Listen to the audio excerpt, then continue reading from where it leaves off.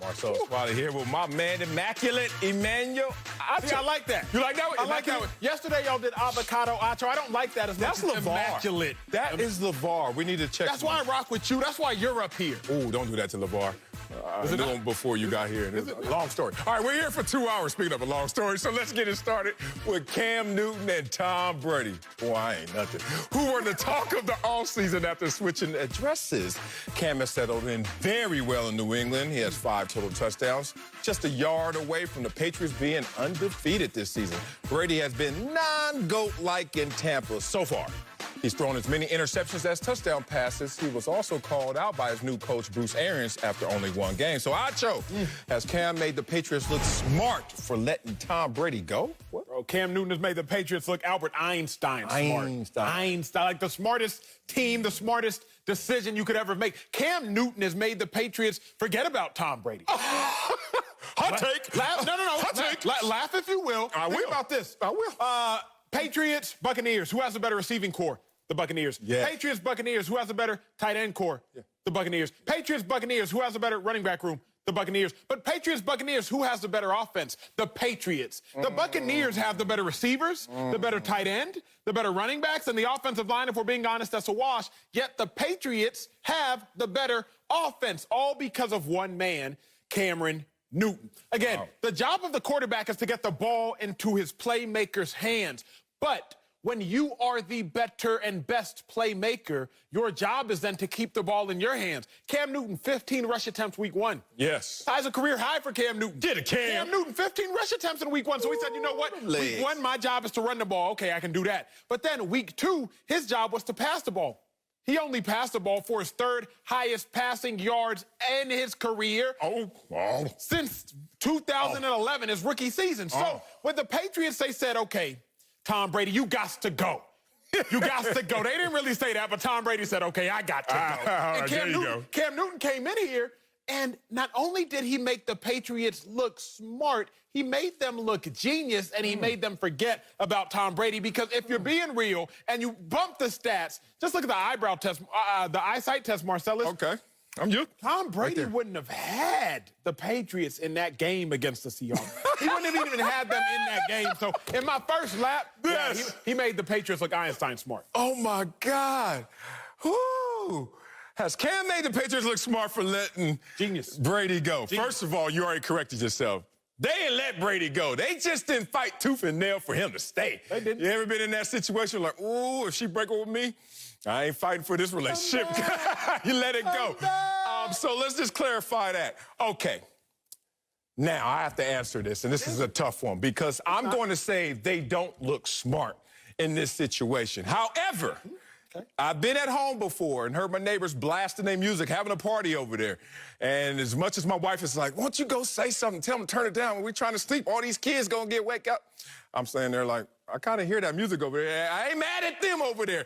If I'm sitting there and I'm Tom Brady and I'm looking at the New England situation, I'm not mad at what they're doing. And if I'm New England, of course I'm happy with Cam Newton. But please, Acho, don't get up here and make people forget about 6 rings that fast. What's the use of winning rings if you forget about them in 2 weeks? That's what I don't understand, and that's why I can't go as far as you have gone in terms of what Cam Newton is doing in New England. Let's remember, you're using Cam Newton against Cam Newton and grading him on a curve based on him. You're not basing him on New England's Tom Brady and that success. You know why? I'm going to get there. You know why? I'm going to get there. Because ain't no way anybody ever in NFL history is going to compare to what Tom Brady did in New England. So grading him on a curve obviously is going to help him in his assessment. But in totality, you can't do this. What New England did is something that a lot of people do. They take credit for something else that they really didn't walk themselves into. This is an unintended consequence. Cam Newton was a free agent for 105 days. Y'all waited 3 months to sign Cam. But they still signed him. They did. But is that smart? Is that genius, or are you just not as dumb as the other teams that needed a quarterback? That's all I'm saying. So I know I'm having some semantics right here because both situations, I think they're in better situations. But I have to use Acho against Acho since he wants to use Cam against Cam. Please do, sir. Acho, since you want to be Mr. Rhetorical and ask all the questions but answer them yourself, go ahead. Who has the better coach? Oh, New England. Who has a better coaching staff? According to Acho, these are Acho's words. Oh, New England. So when you want to say, wow, Cam is out there balling out of control, but Tom Brady has all the better resources around him, you forgot the most important, the chess masters, the ones that put you in position to succeed. Here's the thing. You said I was grading Cam against Cam. You did. Then let's not do that. Let's grade Cam against Tom Brady. Because you don't want to do that. Not the later state, not the old the thing Tom is, Brady. Marcellus, it's not what have you done for me. It's what have you done for me lately in the NFL. All right, Janet. I'm not comparing Cam Newton against Tom Brady's 6 rings, but I will compare Cam Newton against Tom Brady as of late. Remember last year, the only one time did the Patriots give up more than 35 points. That was last year against the Baltimore Ravens. The Patriots got embarrassed. They got blown out. Tom Brady, he threw the ball 46 times like Cam Newton threw the ball 44 times on this past Sunday.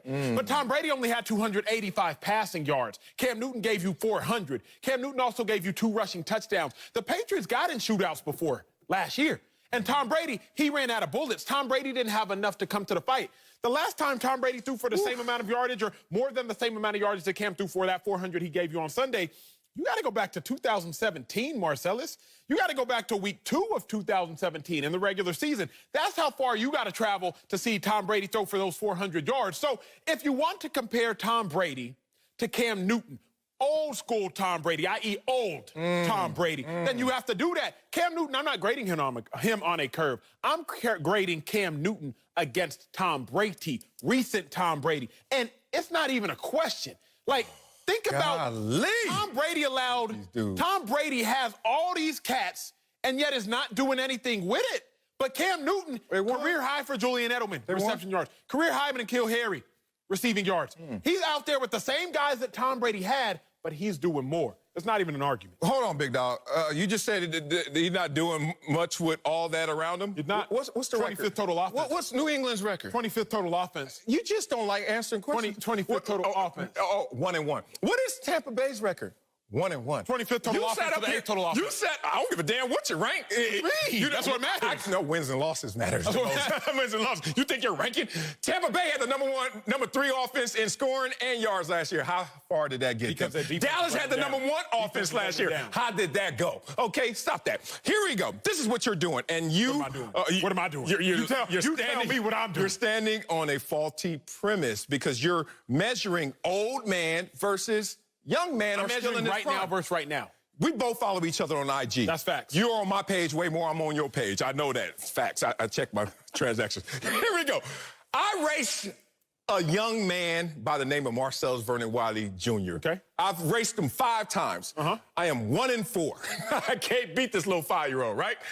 But I am 45. I have my list of accomplishments. If you ever come over to my house after the pandemic, I will show you awards.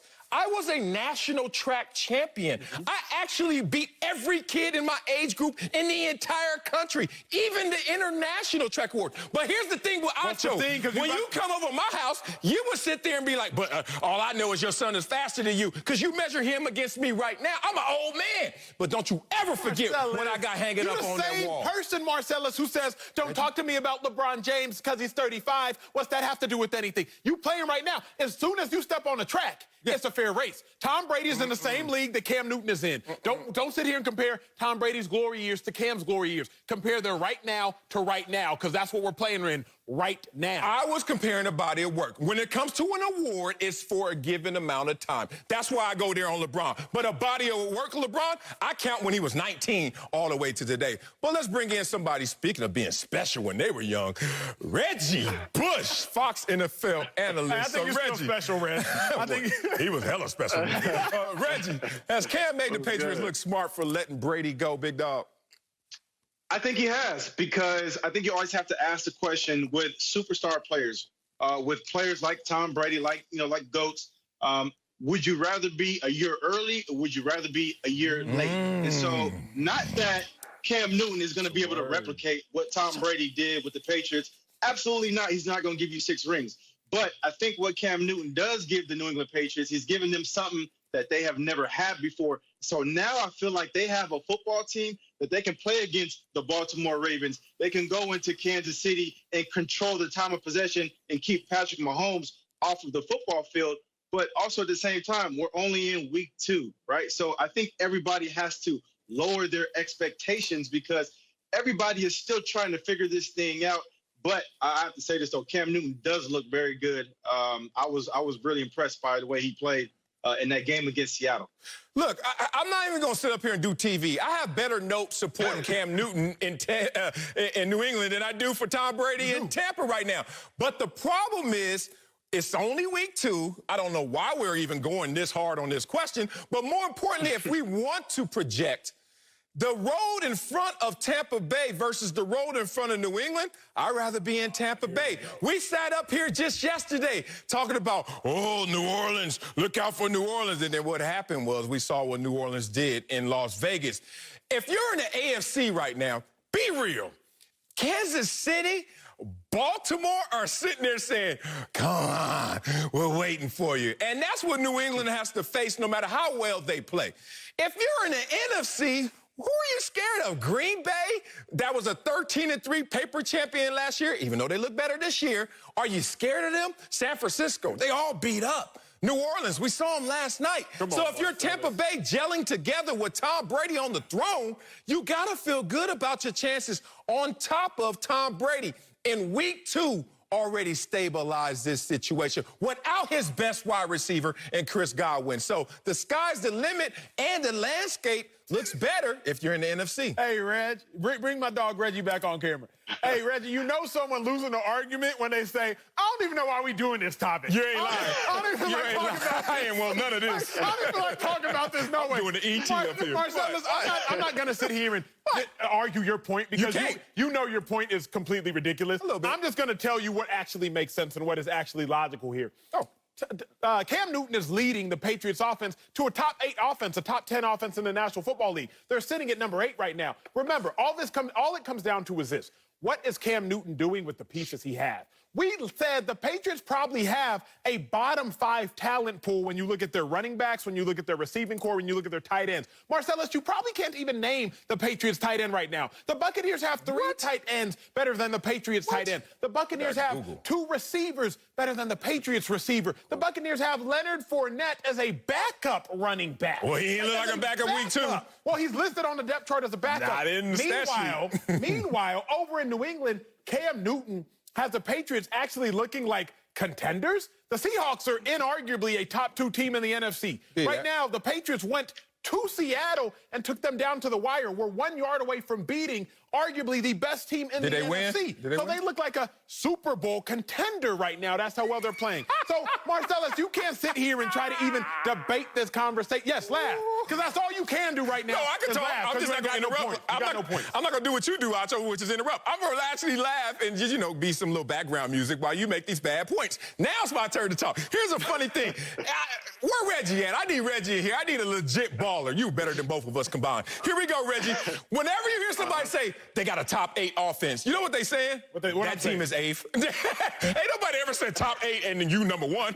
Top 8 offense. Oh, they're overachieving. Oh, he's able to extract. And the Bucs are underachieving. He's extracting more from this team. But when it's all said and done, they have the exact same record. Oh, but we have a same record as you in a conference that looks on paper an easier road to our goals. If you look in the AFC, it's just a daunting task to even think New England is going to continue to overachieve to a greater performance than what they had last year. And this is no slight on Cam Newton.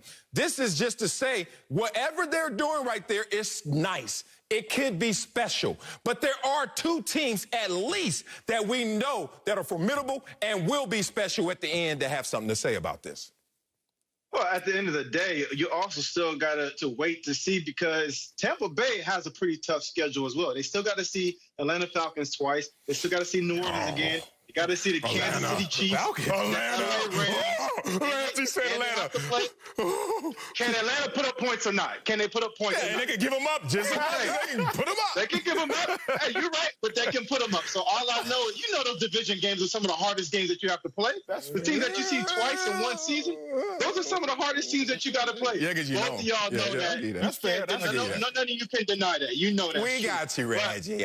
But what I will say, though, is if you just wait to see, because Tampa Bay has to play a number of really good teams, They got to go up against a number of really good quarterbacks like Patrick Mahomes. And then last night we saw Derek Carr beat my New Orleans Saints. So Tampa Bay has some good teams and some good quarterbacks that they got to play against. So we're going to be able to measure them. All we got to do is just wait and see. Here is the nail in the coffin, Marcellus. I'm going to go ahead, and I dug your grave, and I'm going to go ahead and have to put you in it. Oh. Tom Brady is commanding $50 million over the next 2 years. Cam Newton is commanding 1/50th of that. You went to Columbia, so you can do that math. He's commanding $1 million on the leash for, and Tom Brady's commanding $50 million. So, do the Patriots look smart? They absolutely look genius, because beyond looking smart on the football field, they look smart in their bank accounts as well. Can I say one more thing? Because I was trying to go to break. I know this ain't gonna flow with the show, but Reggie, you can't keep saying these things with Reggie saying. I'm looking right now. You keep talking about the Buccaneers schedule. Okay, tell me if this is daunting to you if you're the Buccaneers. You got to play the Broncos. Have they won any games yet? No. I mean, come on, the Lions, have they won any games yet? Oh, no. Falcons. That's two teams. No. That's two. Vikings. No. Panthers. What the hell are you talking about, Reggie? Those are winless teams right now. On top of the fact that, are you really sitting there scared of the Chicago Bears, who haven't lost a game yet, but may be paper thin? The road going forward, Reggie. Marcellus is trying to rise, and he was already done. Reggie, you gave him an inch. You gave Marcellus an inch, and he messed around and took it. Don't worry, Reggie. Throw that right hook next block. Coming up at top of the hour, the Eagles are winless, and people are blaming my dog, Carson Wentz. We'll tell you if his days as a starter should be over. Shouldn't. But first, Reggie coming back to put Marcellus where he belongs. And talk about his former teammate, Drew Brees, because he didn't look like a future Hall of Famer last night. We'll ask Reggie if Drew Brees should be on the hot seat in the Big Easy. That's next. Welcome back to Speak for Yourself, presented by Hyundai. Let's move to Drew Brees, who Saints were upset by the Raiders last night. Brees, he's not lighting up the stat sheet to start the season, and some are pointing to the fact that he's 41 years old, and his average air yards in the first 2 games is his lowest since he's been a Saint.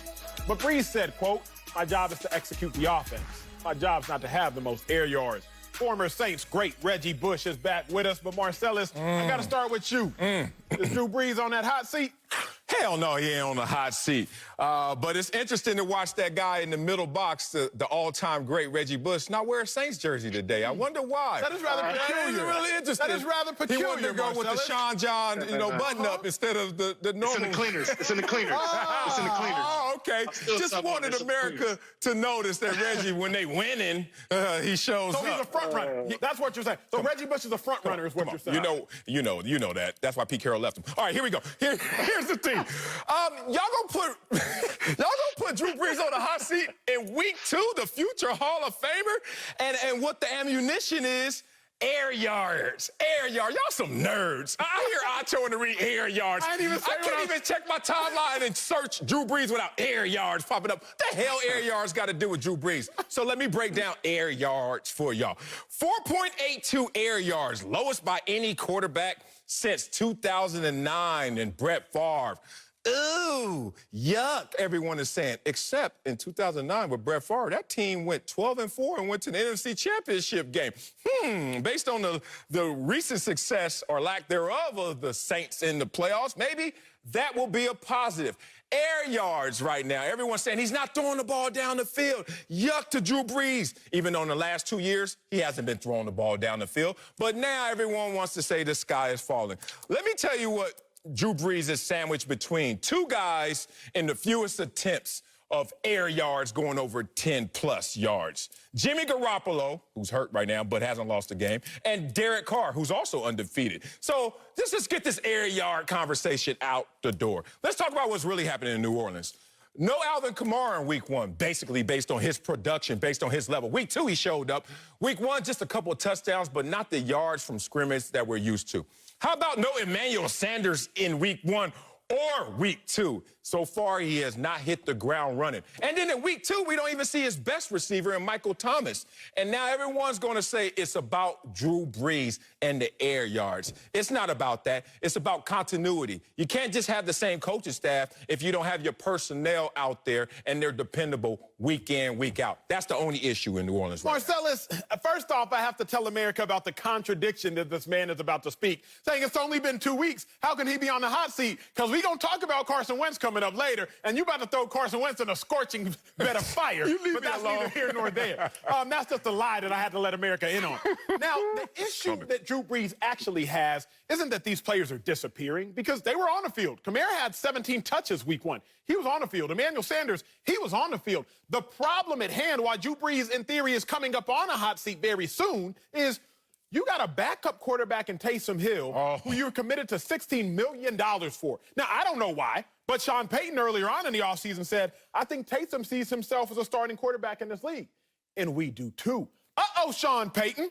You just said that the man you giving $16 million to on this extension, you see as a quarterback in this league. Then tell me why, Sean Payton. He's only been on the field for 31 snaps through 2 games. Make that make sense. The other reason why Drew Brees is not yet on a hot seat, but if we're being honest, in 2, 3, 4 weeks, if this play continues, the seat might get a little hotter, is because as much as people love to hate Jameis Winston, and Jameis Winston gave y'all 30 reasons why. Jameis gave y'all 30 reasons to hate him. He also gave you 5,000 passing yards last year. Only 7 other people in his history of the NFL have done that. Jameis Winston is the 8th. And so, in the midst of Drew Brees' struggles, there are still viable options in New Orleans, regardless of how much we want to scoff at them. I don't think Drew Brees is yet on the hot seat. But I will say this. Taysom Hill needs to get some more touches, because the job of the quarterback, get the ball into the hands of the playmakers. Well, you lost your biggest playmaker, Michael Thomas. Taysom Hill's one of your top 3 playmakers on that offense, and he's not even seeing the field right now. That's the problem. Well, I agree with you. I think I don't think Drew Brees is on the hot seat. I think that's actually kind of crazy to even think that after 2 weeks of playing football. And then on top of that, you got to think about nobody's had a normal offseason. So everybody is still kind of learning as this thing is going. Teams are still trying to figure out how to win football games. Teams are still trying to figure out how to build that chemistry. And at the same time, Drew Brees didn't have Michael Thomas last night. Thank you. He didn't have his best weapon last night. So, of course, his passing numbers are going to go down, because when Michael Thomas is on the football field, that's 14 to 21 points guaranteed. And then on the flip side, I just got to say this about the Las Vegas Raiders. They look good. Derek Carr looked good. I was watching him when it was man, he was hitting his receivers in stride, and when it was zone, he was picking apart the right slots. And then on top of that, his tight end, Darren Waller, is an absolute beast. That kid cannot be covered. He cannot be covered. And he was a problem all last night for the Saints defense. That's why we lost the football game. See, here's the thing, Reg. Don't talk to me about a lack of a normal offseason. When you got Aaron Rodgers, he got 6 tugs, no picks. You got Russell Wilson. He got 9 tugs, 1 pick. You got Patrick Mahomes. He has 5 or 6 tugs and maybe 0 or 1 pick. You can't sit here, Reg, and talk about – you can't make excuses, Reg. You got Super Bowl rings weighing your fingers down, Reggie, and you still making excuses for Drew Brees? Come on now. You just can't do that. Now, the issue – all I'm saying – That's Sean John tight today. No, what you saying, Reggie? I want to hear it. We all want to hear it, Reggie, please. All I'm saying is he did not have Michael Thomas last night. You cannot sit here and say, is Drew Brees on the hot seat because they 1-1? Come on, man. Are you serious? They've won the NFC South 3 times.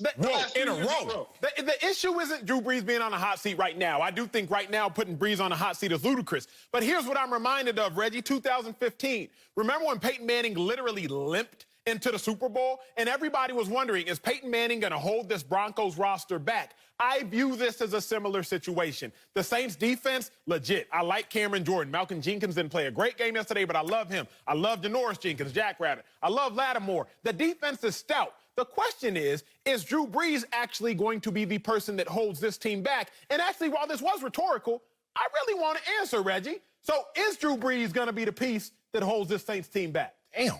Absolutely not. How could you say something like that? Drew Brees is the leader. He's the captain of this ship. Okay. He's the leader of the team. They follow his suit, and he's the guy that keeps he's the guy that keeps this thing keeps the glue to whatever I even say. He's a guy that's keeping this thing together. Period. Marcellus, does Reggie know he can't sit in Drew Brees' box this season? No, nobody can. Nobody can. Hey, He really petitioned for that front row. Right. Anyway, all you can use is the red zone package this year. You can't use sideline passes, Reggie. But we respected, Reggie, what you're trying to say right there.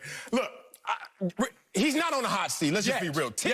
He will not be on the hot seat this year. He's going to retire, go off into the sunset. Whether they win the championship or not, Drew Brees is going to leave on his terms. 10 penalties for 129 yards last night. No one wants to bring that factor up. Hitting yardage, how they lost the game in terms of the lack of discipline, whatever that may mean. But that's not on Drew Brees in fullness. Let's talk about the fact that Drew Brees is still top 10 in passer rating, especially on third downs this year. Let's focus in on the money down. You know why? Because on third down only, you want to bring it up, Acho. Rodgers, Newton, and Mahomes are better on money down situations. So Drew Brees is still going to go out there with the life raft and save you to keep the chains moving. You look at Drew Brees, he's still not turning the ball over. One takeaway, one turnover. That egregious interception? You didn't see that egregious pick? It's ugly, but it only counts as one. It only counts as one. It counted as 3. It counted as 7 points, actually, if I'm not mistaken. Hey, you came up here yesterday talking about Russell. Okay, Reggie, you talking about Russell Wilson yesterday throwing that pick six before they even got out the locker room, but I'm going to leave that alone. And this is another reason why he's not on the hot seat. Despite them paying, what's the backup making? You said, Acho, $16 million a year, who's only thrown 14 career passes. That's $1.14 million a pass. You know what? That guy is just going to sit comfortably, still be who he is. Is it going to be a guy that comes in certain situations and is allowed to add some spice to this offense? But he is not the meat and potatoes. It's still Drew Brees, who is still looking like older Drew Brees. The oldest. Not the oldest. Older Drew Brees, who set NFL records in completion percentage consecutive years, last 2 years, and career in terms of his passer rating the last 2 years. So no way after 2 games is a future Hall of Famer on the hot seat. It's just so amazing to me that you, Marcellus, and you, Reggie Bush, just grant Drew Brees so many excuses. Like, Reggie, I know Marcellus is an excuse maker. Well, look at him on third down, on money downs, the one thing he does well. Just look at him. That's where you get paid. And Reggie, nah, Drew Brees ain't never going to be on a hot seat. Y'all have to be honest with yourselves. He's not on a hot seat right now. But y'all not going to sit here and act like if he continues to lose to teams he has no business losing to, he's not going to be on this hot seat. Reggie, Michael Thomas isn't coming back to save the day anytime soon now. So Michael Thomas being hurt, how long are the Saints going to make that an excuse? They beat the Bucs and they lose to an undefeated Raiders team, and you talking about they shouldn't be losing to who? Ain't my fault. Ain't my fault. And new information comes out with new commentary. Can we get to week 4? Why can we get to week 3? Can we get to week 4? Hey, no. Because they got Green Bay. Reggie said, let's get to week 4, because week 3 they got Green Bay. Oh, that could change. I said week 3 and week 4. That's a great test next week for them. I really want to see how they're going to play against Green Bay, because especially when you go to Las Vegas and you lose a game like that against the Raiders, a game that they were probably favored to win, now you got to play it. Now you got to step up, because you don't want to lose 2 games in a row, do you? Right? So you don't want to lose 2 games in a row. You have a great opponent coming up. To me, this is a great test. This is going to tell me a lot about where this team is mentally. Even if they do lose this football game, it's how you lose. It's how many points you lose by. Did you get whooped, or was it a close win? Was it a nail biter? That's real. I like that a lot. And I'm sure Drew Brees is going to like your comments and make sure your box seats are ready for next season. They're warm. Well done. Coming up, LeBron and AD have avoided some of the NBA's best on their way to the finals. We'll ask LeBron's former teammate, Tristan Thompson, if their title run will be diminished. That's next. Speak for Yourself, presented by Hyundai. Welcome back to Speak for Yourself, presented by Hyundai. Let's move on to the Lakers, who are 2 wins away from a trip to the NBA Finals. If they get there, they will have avoided playing Kawhi Leonard's Clippers and the back-to-back champions, MVP Giannis Antetokounmpo. What is his name? Antetokounmpo. My dog. GQ magazine put together a rating system of LeBron's trips to the finals, and this year has been his easiest route. We're joined now by LeBron's former teammate. What up, Tris? Wearing that Egyptian cotton, What's I see. up? Fox NBA analyst Tristan Thompson. That good thread. Yeah, that's that good money. That's that high count thread right there. So, Tristan, you think the Lakers' path to the finals would diminish their title? Heck no. Oh, here you go. Come on now. Here you go. First of all, I didn't even know GQ talked about sports except what guys wear their outfits. So I'm definitely, this is ridiculous. I didn't even know GQ does these ratings and stuff. I don't know what they're doing. But of course it's not LeBron's fault. He did everything y'all asked him to do. Guess what? You put the Blazers in front of him. They was hot. Dame was killing. Took care of them. Had the Rockets, 2 MVPs, took care of them. Listen, Marcells, we love basketball. We want to see the matchup with the Clippers. And your team, what'd they do? What'd they do? They tricked the cheese off. They tricked the cheese. They tricked the cheese, so it's not LeBron's fault. Everybody you put in front of him, they handled their business. Listen, when we had the lockout season and the Miami Heat won in 2012, lockout season, and the Spurs in 99, there's no asterisk. I've been to the AT&T Center. I don't see no asterisk beside that championship. Look, it sit nice and pretty when you walk in. You sit nice and pretty, all 5 of them. I'm down in South Beach, about to play the Heat. They got this stuff rumbling. I see up there the championship. I don't see no asterisk. So ain't no asterisk on there. What GQ talking about right now, man? It's crazy. Oh, you know what GQ is talking about right now. See, GQ is about culture. It's about style. A little more off the court and the noise that will come from it more so than the X's and O's on the court. So you make a tremendous argument, Tristan, if you're just going to focus in on what happens on the court. But let me tell y'all, if y'all can really pay attention and really listen in the background right now over those sounds of the I don't hear anything. The Clippers in the barbershop, I can hear a bunch of people arguing, hey, man, that's an asterisk for this championship. It's an asterisk for this championship. And let's break down why they're having that conversation in Acho's barbershop. Here's the thing. When you're the Lakers, you know the criticism's coming. They're the Cowboys of the NBA in terms of everywhere they go, no matter what they do, somebody got something to say about it. Unfair to the Lakers, but hey, your greatness speaks volumes, and that's why people always want to be hypercritical. So what will they say about this year? Man, they ain't even play all the regular season games. Then they went into a bubble after taking a 5-month break, and we saw teams that weren't even that good look amazing. Phoenix Suns didn't lose a damn game in a bubble. We saw teams that shouldn't even been in the playoffs, and the Lakers got a chance to play them. The Portland Trail Blazers in any other year in NBA and ABA history would have not been allowed to play in the playoffs except this year. And then everyone would have said, but they had to go through the Clip. Damn it. They didn't even have to go through the team that was built to stop them. They had to go against the Denver Nuggets. And if they pass the Denver Nuggets and get to the finals, then people are going to look over there in the Eastern Conference. The watered-down Eastern Conference, according to Acho. The weaker Eastern Conference, according to Acho, when he wants to minimize what Giannis does in the Eastern Conference. All of a sudden, they're going to have to play the remains and the ashes of whatever comes out of the Celtics-Heat series because it's going to be a war of attrition. People are going to talk. And if you go into the barbershops where GQ is getting this information over those Clippers, you're hearing a lot of talk and conversation about asterisks. I can't stand when people do this. Marcellus, why do people like you go to barbershops? Look for reasons? No, you don't go to barbershops. Why do people like you look for reasons to undermine a man's success? Like, let me accurately define and redefine for you and all those others exactly what LeBron did. They went past the hottest team remaining in the bubble. The hottest team with the hottest player, the bubble MVP and Damian Lillard. That was the first round. Okay, what happened in the second round? They went past the team in the Houston Rockets that had 2 of the last 4 NBA MVPs, most valuable players. But beyond that, if you're like, oh, it was so easy for the Lakers, then why did the Lakers have to literally alter their starting lineup to adjust to the Rockets? If it was easy, you can just roll out there in your sleep and beat a team. But the Lakers had to bench a dude, JaVale McGee, that started 95% of the games, start a dude, Markieff Morris, who started 1 game all season, although he'd only played 14 prior to that point. Start him just to match up with the Rockets. That's not easy. That's having to adjust. The Lakers just make the difficult look easy, while the Clippers, on the other hand, no shade, make the easy look difficult. But then also let's talk about these Denver Nuggets, who the Lakers are having to go through right now. Over the last 2 seasons, the Nuggets have the 3rd best record in the entire NBA, not just the Western Conference, the whole NBA. Also this season, the Nuggets have the 3rd best record in the Western Conference. So let's not make things seem like the Lakers are doing it easy. The Lakers just make it look easy. But also, we don't even have to go back to the lockout seasons and the shortened seasons of 99 and 2012.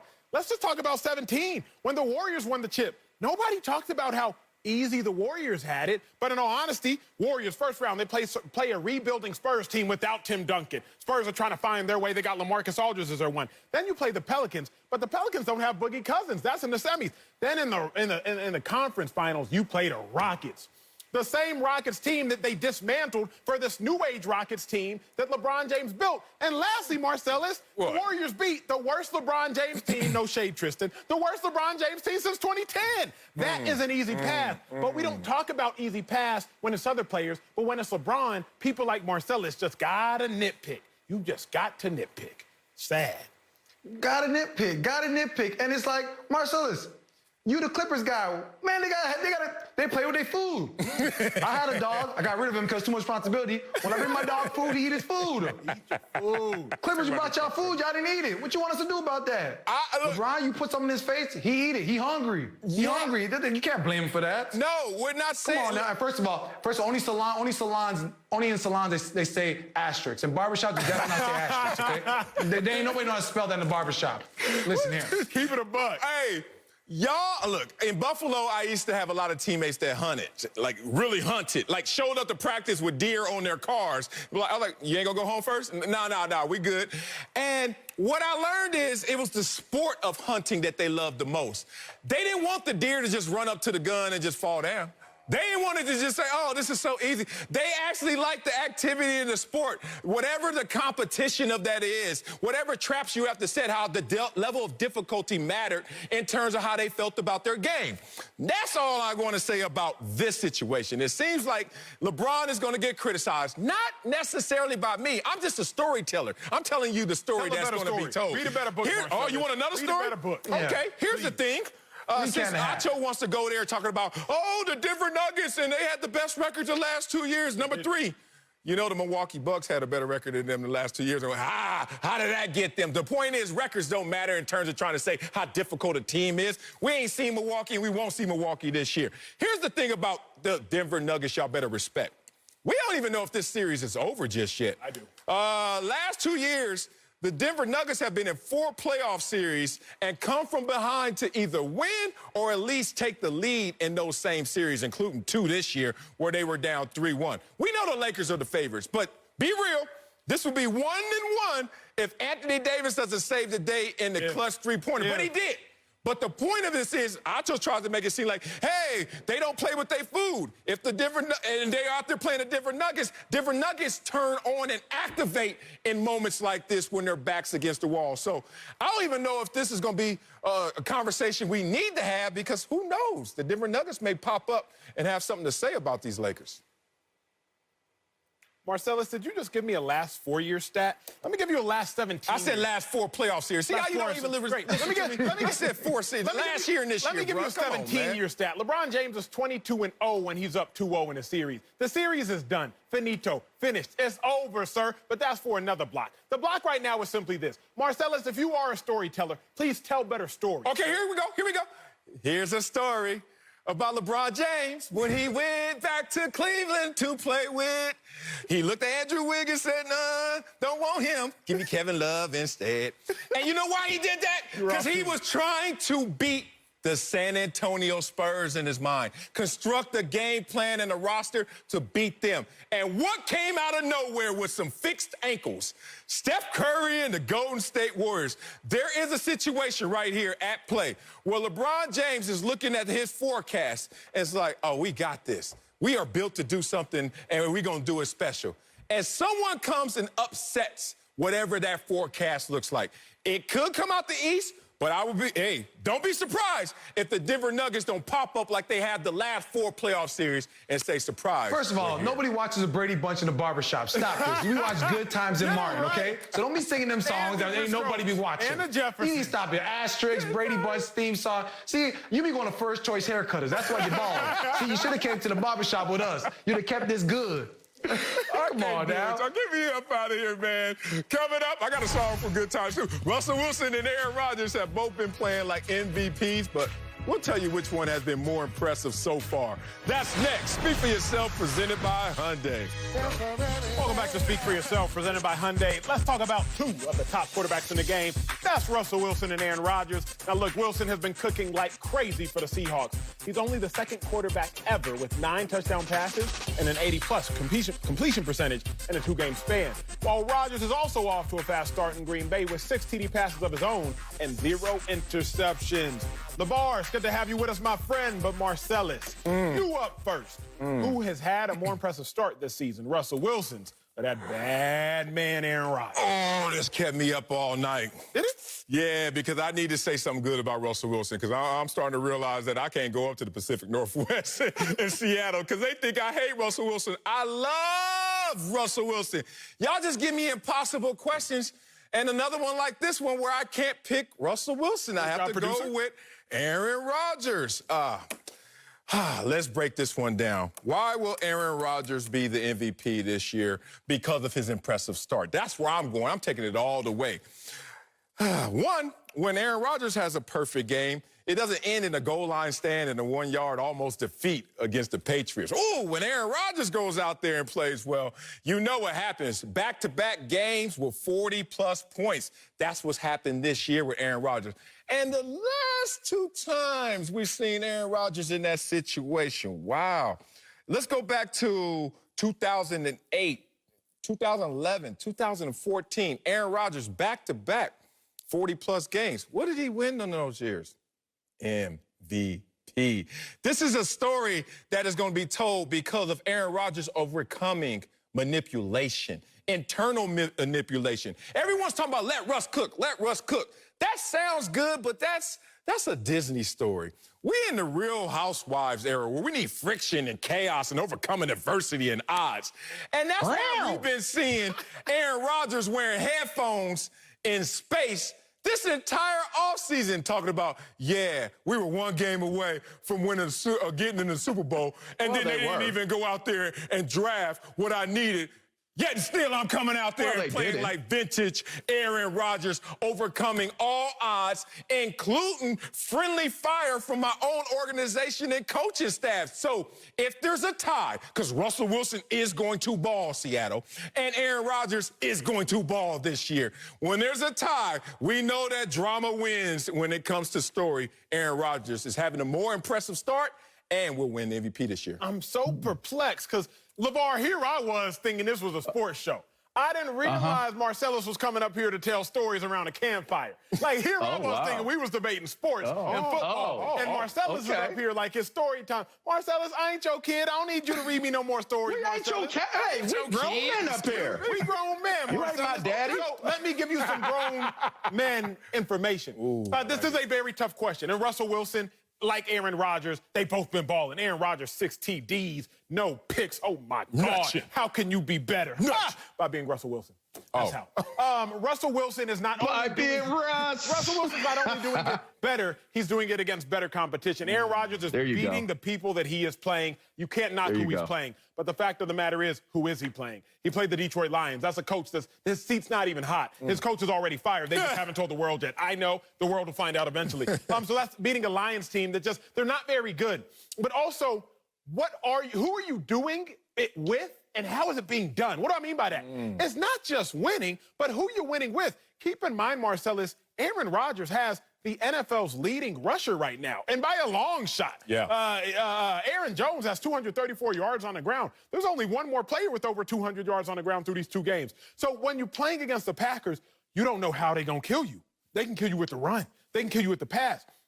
When you're playing against the Seahawks, you know the Seahawks are going to cook, but you still can't stop the meal. That is why right now it's unequivocally Russell Wilson. Aaron Rodgers is playing great. Aaron Rodgers is playing lights out. 6 touchdowns, no picks again. You really can't throw no shade on that. That's not what I'm here to do. But what I am here to do is shine a light on the person who is playing better. Russell Wilson had nearly as many touchdowns through 1 game as Aaron Rodgers had through his 2 games. So let's just keep it 100. It's really not even a competition right now, and that's how great Russell Wilson's playing.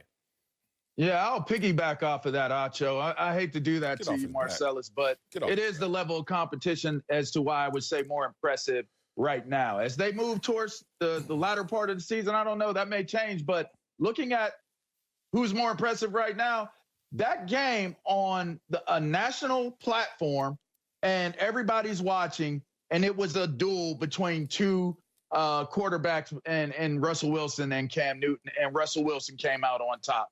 Those are two Super Bowl contending teams. Those are the only opponents that have Super Bowl potential, which is, the Patriots. Because if you look at the Vikings, I thought the Vikings were going to come out and be a good team defensively, and that would carry them. But obviously, they're not as good defensively as we thought they were going to be, or at least I thought they were going to be, and that has shown in the games. So for me, I'm looking at Russ, and I'm saying it's because of the level of competition today that Russell Wilson is edging Aaron Rodgers out. But Aaron Rodgers has beat the people that are in front of him. So I don't have a problem with the way Aaron Rodgers is playing. I think this will be a great quarterback race between the two of them and the other two guys that we're not talking about in this segment. But right now, you got to give the competition edge to Russ, the difficulty, and say that his play is the reason why they won that game against the Patriots. Yeah, but the interesting thing is, by hanging your hat on level of difficulty, that will change. That is a fluid conversation as the year goes by. You can look up and some of these teams go south, and then all of a sudden you're sitting there, New England struggles, and then you're like, whoa, level of difficulty. So I don't like to hang my hat on that because it's not a constant. What I like to hang my hat on is when I see someone having an insane year, and I've seen it before. How did that work out for that player? I told you guys yesterday that Russell Wilson is getting caught up in the wash that Drew Brees got caught up in. The same thing. Drew Brees was drafted in the era of Tom Brady versus Peyton Manning. And when that's the rivalry, you're just sitting there closely on the outside, but on the outside. And then now Russell Wilson has went through already Aaron Rodgers and Tom Brady kind of rivalry, and now it just leaped over him.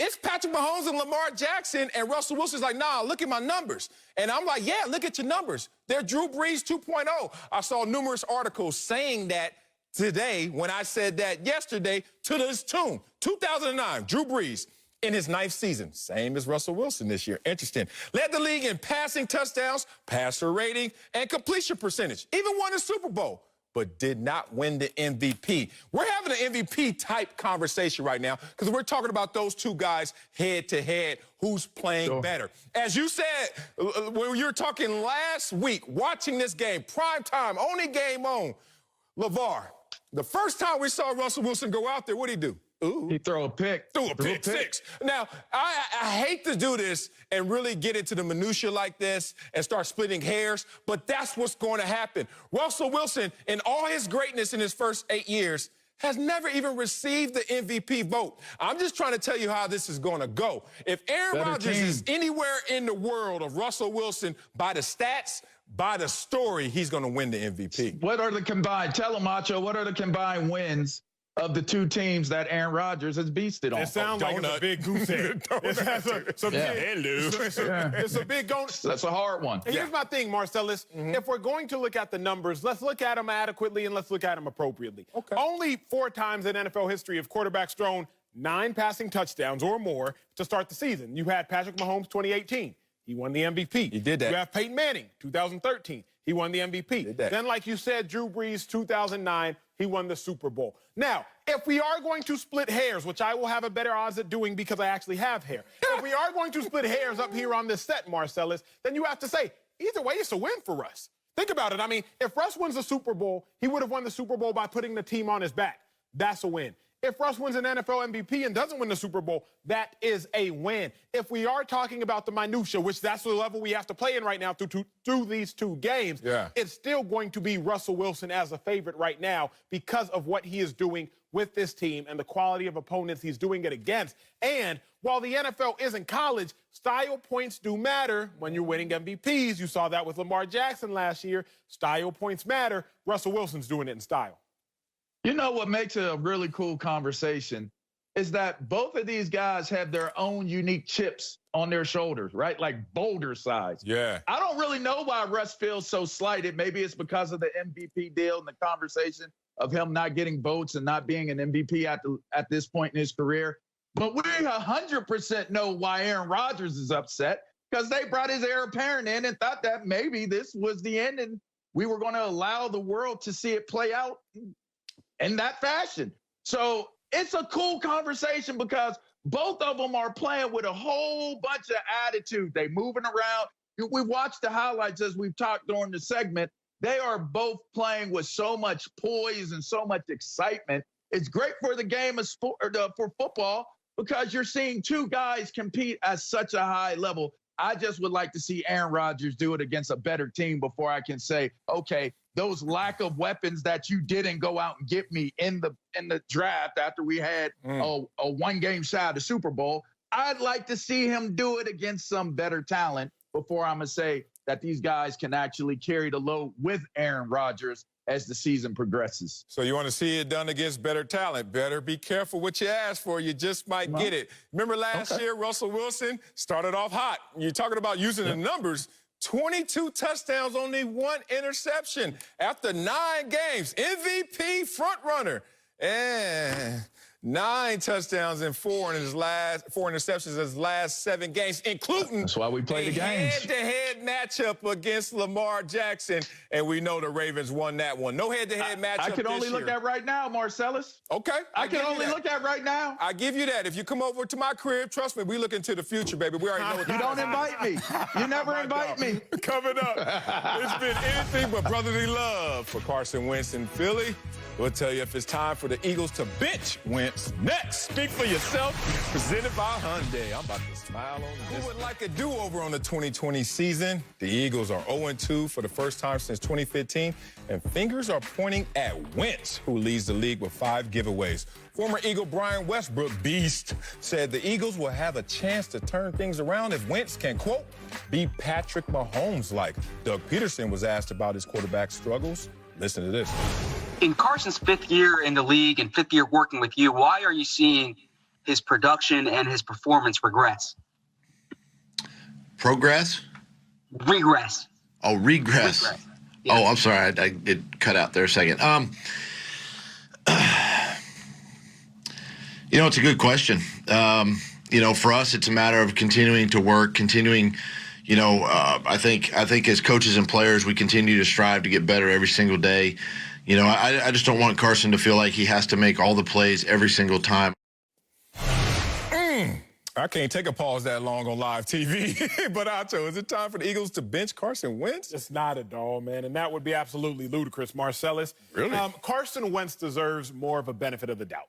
That's what it comes down to. Really? If you were in a relationship, which the Eagles are with Carson Wentz, if you're in a relationship and someone is consistently late to your dinner dates, they're consistently standing you up, and you say, you know what, hey, if you're late again, if you stand me up again, it's time for us to break up. Okay. Well, then the next time they show up later, the next time you get that call, hey, I'm not going to make it, end things. But the fact of the matter is, Carson Wentz has never stood the Eagles up. Figuratively speaking, he hasn't. Really? But here's what people like you like to do, Marcellus. What do you mean like me? You should know this better than I because, again, you're a married man. If we're arguing about A, please don't bring up B. If we're arguing about dishes, please don't bring up what I wore last night to our friend's engagement. Well, don't get married. The problem is, Marcellus, people right now are arguing about the interceptions, but then they want to go bring up, oh, but he's also hurt. Oh, but he's also this. No, let's focus on the task at hand. It's ludicrous to bench Carson Wentz because the other thing is, what you gonna bench Carson Wentz for? Jalen Hurts. Jalen Hurts was a phenomenal college quarterback. But let me give you empirical data as opposed to my feelings, as opposed to my emotions, as opposed to my eyes. Over the last 2 decades, let's talk about second-round picks. Only 5 have made significant contributions. 5 in 20 years. And? Drew Brees, Andy Dalton, Derek Carr. Who was about to get benched? Marcus Mariota was trending yesterday, by the way, before Derek Carr came back. Jimmy G, who didn't ball at his own organization, and Andy Dalton, who's a backup right now. Those are the 5 quarterbacks in 20 years that have made an impact. So you want to bench a guy in Carson Wentz who should have more history and have earned more than this, and you want to bench him for Jalen Hurts, an enigma. That, to me, makes no sense. Boy, that was the most defensive take you've ever given because you just think you know where I'm going. Hell yeah, you got to bench this dude. Yes, you're right there. But I didn't say cut him. I said bench him. I'm actually looking out for him. I told you before, I've been in a position where I was at the top of the hill and started to go down. I wish I had a mental red shirt, even just a physical timeout. Just take me away from the game. How many times have you sat on the sidelines, Minnie, sitting on the sidelines and sitting there watching the game? Don't you have a different perspective of the game? Hey, how about when you're injured and you have to go up to the booth with the coaches and watch it from their perspective? Whatever it may mean to stop the bleeding, because something my best friend Jabari always talks about is trying to get into your zone. We always say try hard, try harder. How about try easy? When you're in your zone, right now he's trying too hard to do so much, do too much, and it's not working. Acho, this is a guy that you can't get rid of for the next 2 years because of his dead cap numbers. $77 million right now. But we have to use the numbers against him and why you need to give him a pause. Right now, he is the third highest in cash earnings, over $39 million this year. That's a high number. Fourth highest guaranteed contract in NFL history. But we're seeing diminishing returns. We're seeing a real regression. We're seeing a guy since 2018 who is under 500 as a starter. Carson Wentz? And you keep saying we're talking about the interceptions only. No. 17 touchdowns, 16 giveaways, and under 500? I need for Carson Wentz to understand, as a parent, you said, I'm a married man, but I'm also a father. There needs to be a nuanced discussion about how to go from one place to the other. Too many times, we already think that you're ready-made. Carson Wentz, hey, he's a second pick overall. Hey, he got paid. Hey, his team went to the Super Bowl, but he was having an NFL MVP season before injury. Let him go and leave him out there instead of saying, come here, like I do with my kids sometimes. Time out. You need to just stop, pause, get yourself together, gather yourself, and then go back out there. And this is the best guy to have in that situation as a backup in Jalen Hurts, who's been through that same kind of carousel at the quarterback position and won't be defeated if he has to only play a couple games. But call an ultimate universe timeout for Carson Wentz. The boy is struggling. Here's my issue, Marcellus. People act like what we're seeing in Carson Wentz we haven't seen from other great quarterbacks. Oh, okay. Tom Brady, in his 10th season in the NFL, he had 4 picks over 2 games. Drew Brees in his 13th season in the NFL, 2013, he did the same thing. Peyton Manning threw 8 interceptions over 2 games in his 13th season. These quarterbacks have earned some cachet. Carson Wentz hasn't earned the same type of cachet. Boom! But Carson Wentz has also earned cachet. There's a reason, Marcellus, the Eagles were at another game at the end of the season. Not watching another playoff game. They were actually there. They hosted it, all because of Carson Wentz. There's a reason the Eagles won a Super Bowl. Now, Nick Foles ran them through the playoffs. But the reason the Eagles had that bye was because of Carson Wentz. Carson Wentz has earned more of a right, but I'll say it like this. I'll put this in football terms. Hopefully I don't lose the viewer. In football, if a quarterback's about to throw a quick slant, they're going to do what you call a cut block, right? You get the defensive lineman's hands down. I don't want Marcellus to pick the ball off. As soon as I snap the ball, I'm trying to throw a quick slant, you cut him. Well, on special teams, you do the same thing. I knew that because at least if I was going to play, it was on special teams. My dog. And coach would say, hey, on punt, Acho, if you're going to cut him, cut him. What's that mean? If you're going to cut him, you better get him down. If the Eagles are going to bench Carson Wentz, they better commit to benching him. This isn't one of those, hey, let me bench you because you're a quarterback, let me get your mind right. You have to commit to making that decision. And that, to me, is a ludicrous decision. I don't agree with you on, let me give my star $100 million quarterback a quick game or 2 off. That doesn't make any sense. What that starts is controversy. Because what happens if Jalen Hurts balls? You're not going to bring Jalen Hurts back in. What happens if Jalen Hurts struggles? Then why'd you bench Carson Wentz in the first place? Remember what happened, Marcellus, 2016 with your favorite player, Dak Prescott. Tony Romo could have come back in. He was healthy in the middle of the season. I was covering the Cowboys then. But he didn't. Because what was the point? If Tony comes back in and balls, now you got to bench Dak. Or now you have an unnecessary quarterback controversy. It's the exact same thing. If in football, if you're going to cut him, you better cut him. Eagles, if you're going to bench him, you better bench him. But to bench him makes no sense at this junction in time. I love those arguments. Can't argue with them. However, there's a flip to it. In all those situations, there was an equity imbalance compared to this situation. Talk to me. Carson Wentz has not earned cachet. He just earned cash. like being real, not cash. That's good. Cash. Like incentive-shaped behavior. So you're right, they're trapped with him. Trust me, if they weren't trapped, he'd be out because of the regression. But since he is in this situation, you can't sacrifice 52 other guys for one. So what do we have to do? We have to figure out a way to have a stopgap. We have to figure out a way to just, hey, time out, and then come back, refresh, and reset. And that's what it is, because you know the game of football. We all big, we all fast, we're all strong, but it's mind over matter.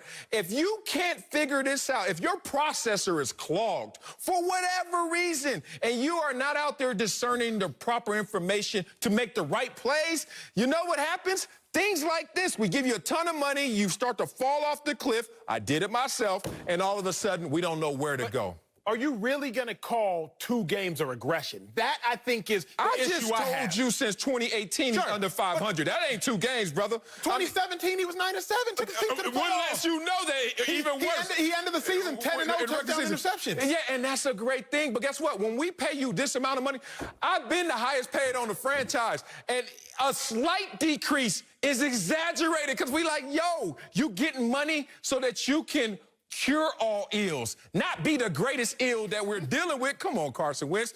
LeVar is back with us right now. LeVar, come on and settle the tie right now. Is it time for the Eagles to bench Carson Wentz? All right. No, it's not time to bench Carson Wentz. Whew. But this is an indictment on Carson Wentz's future. The handwriting is on the wall. Let me show you. Let me show you, and let me illustrate the thought of Well, pause. I was calling the right plays, and Carson was not throwing the ball where we told him to throw the ball.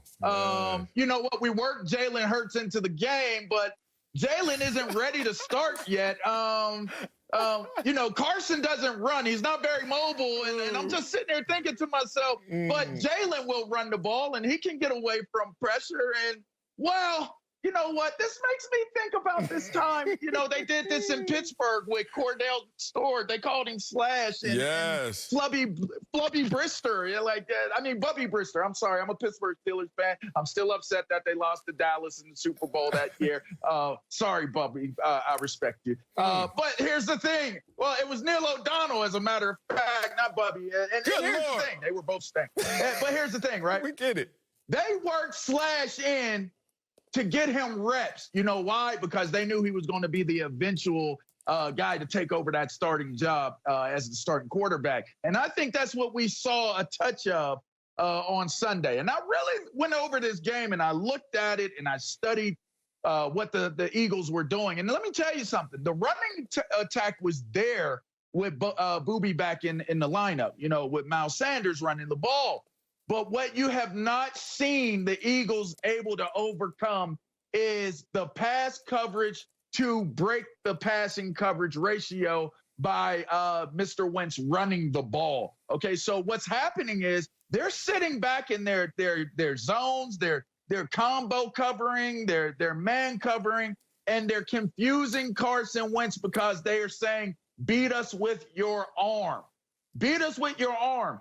And Carson Wentz is not doing anything to bring those defenses up closer to the ball. He's not taking a chance by running. He's trying to force the ball down the field, and it's not going to work.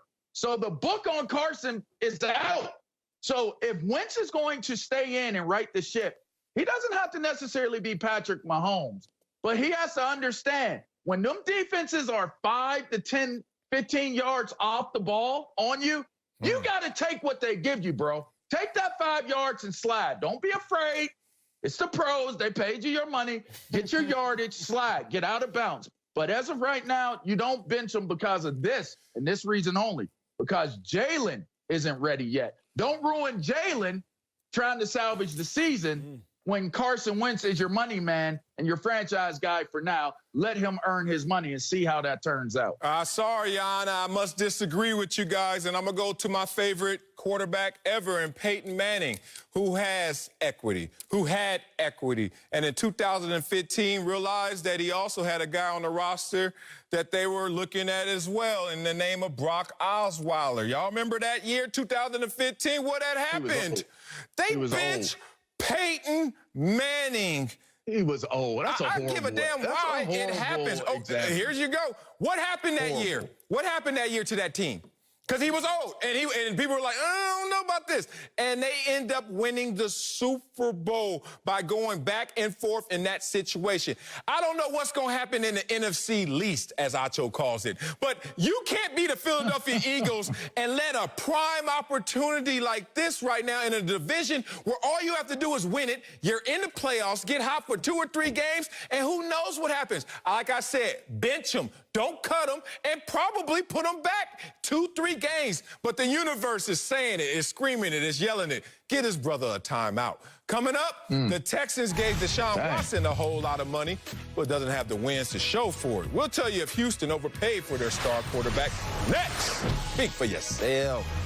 Speak for yourself. Let's move on to Houston, where the Texans are off to an 0-2 start. Deshaun Watson said this offseason he wanted to be, quote, legendary, but his first 2 games have been the opposite. Houston isn't getting a lot of bang for their buck after Watson signed a massive 4-year, $156 million deal this offseason. LeVar is back with us, but we're going to start with me. Should the Texans be concerned? You're just going to take it, huh? Hey, let me be real about that. I got to get it out in front of this one. Relay first. All right, here we go. What's up, bro? Should they be? I'm going to say no. You shouldn't be concerned about Deshaun Watson in this situation.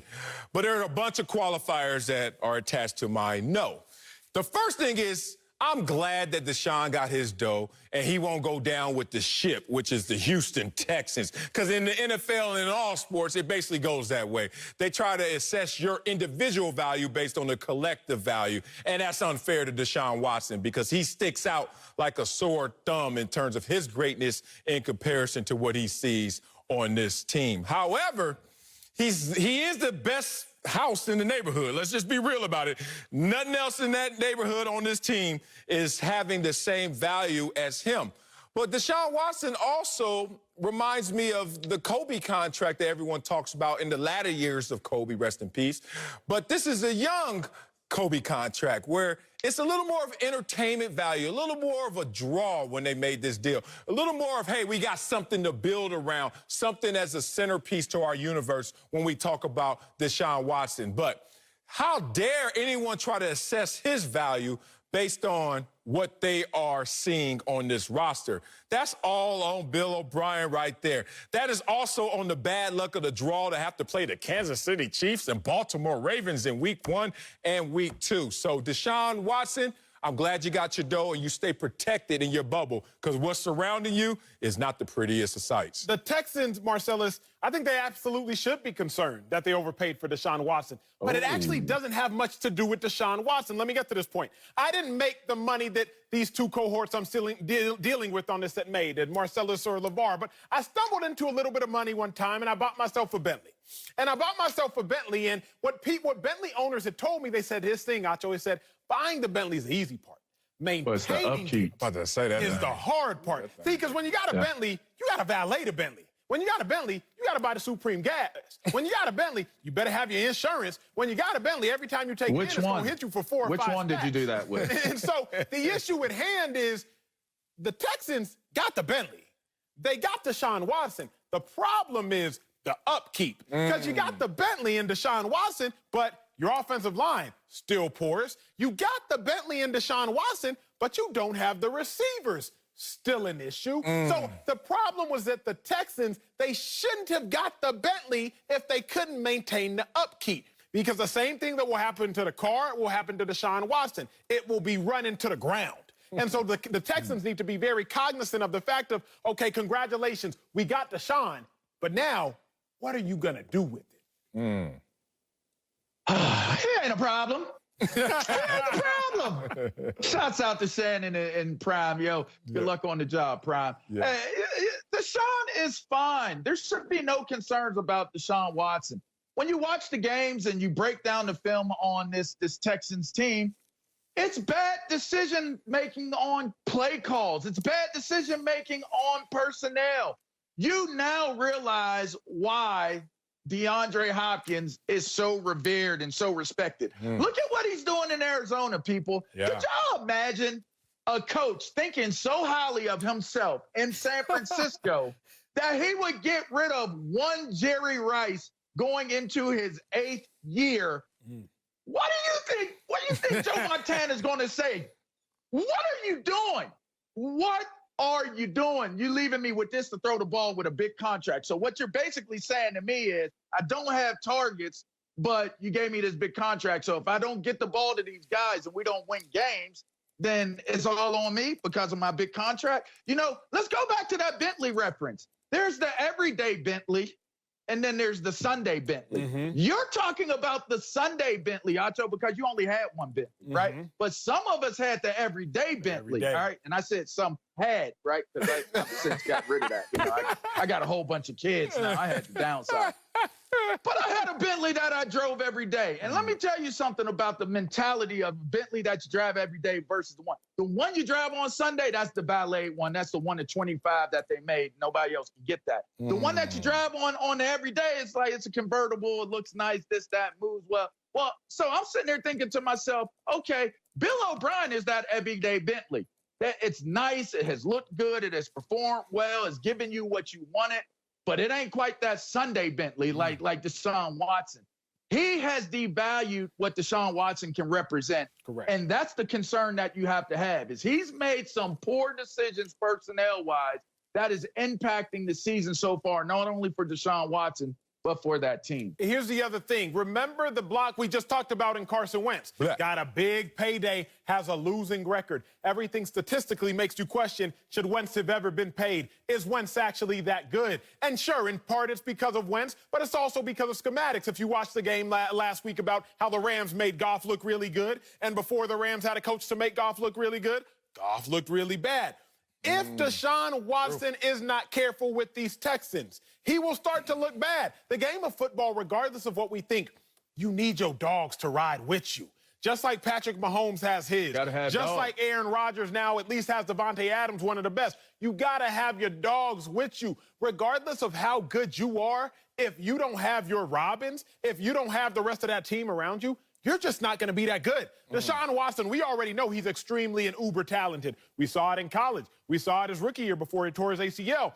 But now you're looking at Deshaun Watson and you're like, y'all are 0-2. You haven't put up any good offensive performances. You only have 2 touchdowns to 2 interceptions on the season. Completion percentage ain't all that. You're not averaging over 300 yards a game. Deshaun, are you actually that good? People are going to start questioning Deshaun Watson when, in fact, they should be questioning everyone around him, head coach, most importantly. So the issue at hand is that Deshaun's not going to be immune to criticism, although he shouldn't be getting the criticism. But now the Texans are going to put themselves in a bind, but more importantly, they're putting Deshaun Watson in a bind as well. Man, y'all breaking this one down. This is the layer I love right here because it's not an indictment on who he is. It's an indictment on where he is in terms of what's surrounding him. And this is a life lesson, but also it always comes true in the microcosm of football. He's becoming a product of his environment, as people always want to say. And I used to push back on that, and I still do, but I'm just me. I push back, I say, look, I produce for my environment no matter what the circumstances are. But the reality is, just like as players, most of us are no greater than the systems we're in. Let's just be real. How many players do you know are greater than a sum of his parts? I mean, you probably can count them on 3, 4, 5, 10. You won't go into the dozens in terms of active players right now. No matter where you put them, they gonna get their numbers. So when you get into the situation, you're playing quarterback where you need the resources that are surrounding you. You need to be put in the proper situation. It looks like Deshaun is not in that situation, and he will be judged accordingly. And I would like to leave on the fact that I've seen Acho's Bentley before. Let's not blame the upkeep on that situation. It's a dust bucket, and I don't know what happened. I ain't never heard of a Bentley getting a dust bucket. I followed him home one time. I had to know what was going on. Where the hell is he parking this bucket? But that's my dog. Respect. Coming up, if you missed any NFL games this weekend, we're here to give you a full recap. We'll give you our Week 2 winners and losers next. You cold-blooded, Marcel. Welcome back to Speak for Yourself. It's winners and losers time. Each week, we'll give you our top 3. But a quick reminder, we're not saying anyone or anything is an actual loser, but for 1 week only. They certainly look that way. All right, Acho, give us your losers first. At number 3, the bigger loser is Kirk Cousins. Kirk played one of the worst games I've ever seen, one of the worst games in the last decade that the game of football I've ever seen. We played 2,500 games roughly over the last 10 years, and it's only happened now 5 times the quarterback's thrown under 115 yards and 3 interceptions. Kirk Cousins has got the big deal. Kirk Cousins has got the big money. Kirk Cousins has got the big arm. But on Sunday, it was not pretty for Kirk Cousins. I'm sure he'll rebound. Number 2 loser, Dan Quinn. Oh, I feel bad for Dan Quinn. I really did. I watched that game from beginning to end. 39 points and no turnovers. We haven't seen anybody ever lose, ever, with 39 points and no turnovers. But to add insult to injury, the same Dan Quinn people still on your head from the Super Bowl when you blew that 25-point lead, and then this happens again. But the reason I really feel like Dan Quinn is a loser was because it wasn't even his fault. Special teams players, y'all got to be better than that. Recover the onside kick. Can't let that happen. But my biggest loser on the weekend. What you got? This one's sad for me. It's actually the NFL fans. There were so many star players that got hurt. You had Saquon Barkley, you had Jimmy G, you had Nick Bosa, you had Devontae Adams, you had Cortland Sutton, you had Bruce Irvin. You had all these players that got hurt, and thinking about y'all, praying for y'all. I'm sure y'all will bounce back. But for the NFL fans to lose so many stars, the NFL fans, actually, of all the losses that occurred, they might have been the biggest losers on the weekend. Well, look, those NFL fans should be thankful for some injuries that happen sometimes in the NFL, because my injury-prone butt got up here faster as a commentator because of those same injuries falling off the cliff. Nah, I jest. Did you watch Ryan Fitzpatrick in Week 1 talking about Kirk Cousins had the worst game you've seen in a while? You didn't watch that game because, whoa, that's a rivalry right there. If you look at Dan Quinn, I would feel bad for you, except the city of Atlanta has dealt with this before and on much bigger stages and much bigger stakes. So not too upset with that. All right, let's get to my top 3 losers. And number 3 loser, the Texans' schedule is daunting. Good Lord! They already played Kansas City. They already played Baltimore. 5 of their first 7 games are against 2019 playoff teams, and that doesn't even include the Pittsburgh Steelers, who would have been in this year with the new rules and all that. So you still got Tennessee and Green Bay still to face. This team be lucky that they're 2-5 before the bye week. Yuck. Number 2 loser, Browns. The streak continues. Baker Mayfield has thrown an interception in 8 straight games. But if you listen to the Cleveland Brown fans right now, they're like, oh, we fixed our chemistry between him and Odell.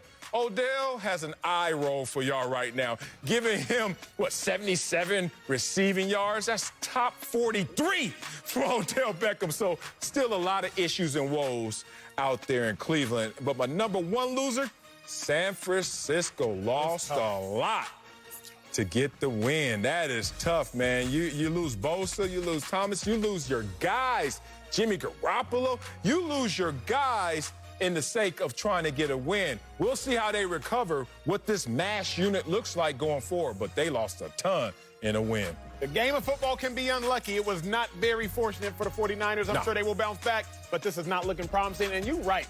Odell looked good, but he looked good for Browns, Odell. Yeah. Well, I'm still not convinced. But let's have some fun with it and talk about these winners. Number 3, my 3rd biggest winner. We got the Dallas Cowboys. How about them Cowboys? How about them? Because Cowboys fans, if y'all would have started 0-2, all hell would have broke loose. It would have been over for y'all, statistically speaking and realistically speaking. First, I'll talk stats. You start 0-2, 12% chance you make the playoffs. You start 1-1, 41% chance you make the playoffs. But more than that, now y'all actually look like the dominant team in the NFC least. Because the Eagles, the football team, and the Giants, none of them look good. So Cowboys, my 3rd biggest winner. My number 2 biggest winner, Super Cam. Because even in the loss, Cam Newton, you back, baby. I know you tried to tell us. So many of us did not believe you, but it's impossible to doubt what we saw with our eyes. 397 passing yards, over 40 rushing yards, 2 rushing touchdowns. Say what you Cam Newton, say it what you had your 3rd highest passing yards of your career, the most in the last decade. Super Cam is back. That's my number 2 biggest winner. And my number 1 winner on the week.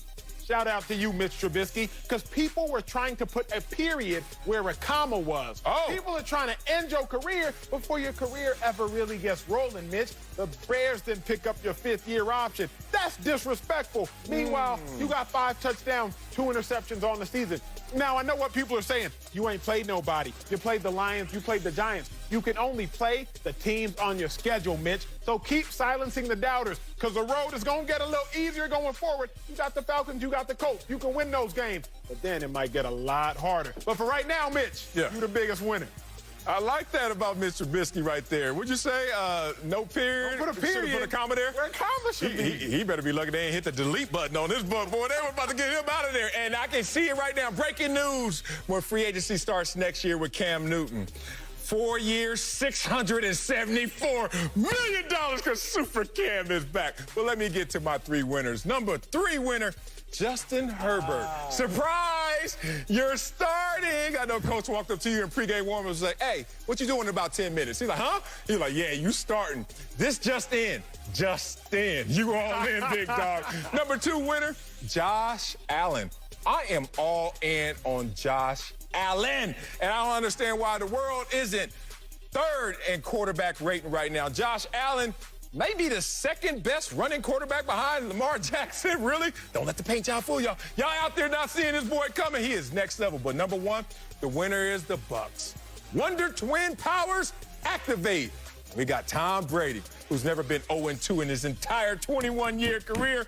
And Tom Brady, when he was 0-1 those 3 times, went to the Super Bowl 3 times and won it 2 of those 3 times. So, Acho, your thoughts on the real winners of week 2? Man, I like your list. I like your list. You know me and how I feel about the Bucs. I'm not sold just yet. I didn't realize you were a rapper, though. This just in. You see that? Just in. That was nice. Busted on the beat, bro. Hey. Well, coming up, the Lakers can inch closer to the finals with the win tonight. We'll tell you if that means the door is closed on them Nuggets. That's next. Speak for yourself. Welcome back to Speak for Yourself. Let's talk about the Lakers, who are rolling right now, winning 10 out of their last 12 in the playoffs. The Nuggets have their shot to even the series, but Anthony Davis mixed that with his Game 2 heroics. Look. Now the Lakers can go up 3-0 if they win tonight. Joined by Chris Broussard, NBA analyst. Good to see you, my brother. But Marcellus, you giving the Nuggets any chance to get back in the series? Oh, yeah. I'm giving them a chance, a great chance. Chris, you weren't on with us earlier when I dropped some of my nuggets in terms of what this team is the last 2 years. You caught that? Pretty funny. Last 4 playoff series from this team, they've come from behind to win or at least take a lead in this series in those last 4 playoff series, including the 2 this year, down 3-1, still finding a way to win those series. So the Cardiac Kids, I mean, they're built for this, and it takes a Game 2 3-pointer from Anthony Davis to make this a 2-0 series instead of a 1-1 in the balance. So I think if you're the Nuggets, you're feeling good about yourself. But you know what? I'd like to hear someone else chime in on this since I've already won this. Man, it's game over. It's over? Flip. Yeah, the series is done, Marcelo. Again, I told y'all, LeBron James, 22-0 when he takes a 2-0 series lead. But more importantly than that, when you look at ball, football, basketball, any sport with the ball in it, you only play so many winning performances, particularly if you are the lesser talented team. The Nuggets played a winning performance. Remove the scoreboard. If you watch the tape, you're like, man, the Nuggets really would have won that game based on that late game surge and that comeback that they had. You play a winning performance, but you still lose. The problem is you just had your winning performances, which are limited because you're only going to have so many winning performances against those Lakers. But you don't get a win for it because you don't get a W for a winning performance. You get a W based on whether you win or lose a game. So the reason the Nuggets are absolutely over and done for is that reason first and foremost. But also, Marcellus, you talk about it. You got to win the game between the ears. Remember when AD hit that last shot? There are 2 reasons why I know the Nuggets are done for. Because when AD hits that last shot, you just got to watch 2 things occur at one time. Those 2 players right there, one is finna bend over like his life is over, and the other tries to spike the ball like a volleyball. At that point in time, they realize it's over and done with. I just need you to realize it as well. Stop it. CB? Well, look, first of all, you know Marcellus is not going to give the Lakers their props and say they're going to win it until they're holding the hardware, okay? He's still salty about that other team in the city. But, look, Acho, here's the one thing I'll say I disagree with you on. Denver will not give in mentally. We've seen that. I mean, they could have given in to the Jazz. They obviously could have given in to the Clippers. They won't give in even if they're down 3-0. I agree with you. The Lakers are the better team. The Lakers present clear matchup problems for Denver. The Lakers are going to the finals, but the question was, can Denver make this a series? And I do think they can make it competitive. Obviously, they need to win tonight. They're not coming back from 3-0, 3-1 down or anything like that, but they do have reasons to believe. Nikola Jokic, for the first time in 6 games against this Laker team, seemed to figure something out offensively. He was good against Dwight Howard when he was defending him. He was good against AD's defense. We saw that on the last play of the game. That could have been the game winner. JaVale McGee gave him a little bit of problems, but the bottom line is Jokic may have arrived finally against the Lakers, and he can play well. Jamal Murray has progressively gotten better in each series in the playoffs. Assuming he continues to do that, the Nuggets have real reason to believe they can win this game tonight. And if they win tonight, they can think, hey, we've outplayed the Lakers for the better part of this series. We could easily be up 2-1. Here's their biggest problem. LeBron James. LeBron James knows what he looked like. He knows what he looked like in the second half of that game, right? He knows he didn't play well, especially after making all that fuss about I should have been the MVP. But so he is going to come out and try to have a signature performance. That's a problem. CB, this is my point. LeBron didn't play well. The Nuggets played well. The Lakers still won. The Nuggets still lost. My biggest point in all this, but regardless of the stats, regardless of everything, is you're only going to play so many winning performances by the Nuggets, and LeBron is going to only contribute so many losing performances. The Nuggets shot their best shot. Like, you need to get that W. LeBron didn't play well, and they still won. And so that's why I don't give the Nuggets any chance, because even when you played well and should have won, you didn't. So now you just wasted a quality and winning performance, because realistically speaking, 50-50, the Nuggets aren't actually going to win this series regardless, so they need to steal some. They need to steal one. They can't get one stolen from them. I know that. The Nuggets can play better, though. The Jokic played really well, but the Nuggets can play better. Jamal Murray can play better. Michael Porter Jr. can play better. Several of the other players can as well. Obviously, you got a point about LeBron. But the Nuggets do have another level they can go to, as we've seen in all these other series, and I think they will tonight. I think they get this game tonight and make things interesting. We forget LeBron had 12 in the first quarter and 26 overall, I guess. I mean, he can play better, but golly, y'all act like he just went out there and threw up donuts. Denver has outscored the Lakers in both fourth quarters, and including the third quarter and game 2. You win game 1 if you're the Lakers by 12 points decisively. You win game 2 by a buzzer beater from Anthony Davis from 3. You go from winning by a lot to winning by a little. That gives confidence to the other team. And you talked about why Jokic is starting to feel himself. It's simple. If you watch the games, you guys know I'm a basketball aficionado. The Nuggets are running some screen action to get Jokic on them guards. And then they're like, here you go. And Jokic has now figured that out. They've unlocked Jokic, as a lot of people are pointing out right now. So let's see how that plays out in game 3 going forward. With the mentality of the Nuggets that when their backs are against the wall, somehow, some way, they activate and show their best selves. Coming up, Uncle Jimmy is playing teacher and giving our show a letter grade. This should be fun. Oh, look at them nostrils. Nostradamus is next. Speak for yourself. Before we go, it's time to bring in Uncle Jimmy. Unc, what letter grade would you give today's show, Uncle Jimmy? Be nice. See that A, Unc? Well, Ocho, first of all, I'm going to give you a B. Fair. Just because I like the way you and Reggie Bush beat the brakes off of this boy in the B block. But now, on a serious note, I'm also going to give you a B for your blatant disrespect of Bill Belichick and his offense. How in the hell is it going to be Cam Newton's offense? Cam Newton ain't nothing but a visitor.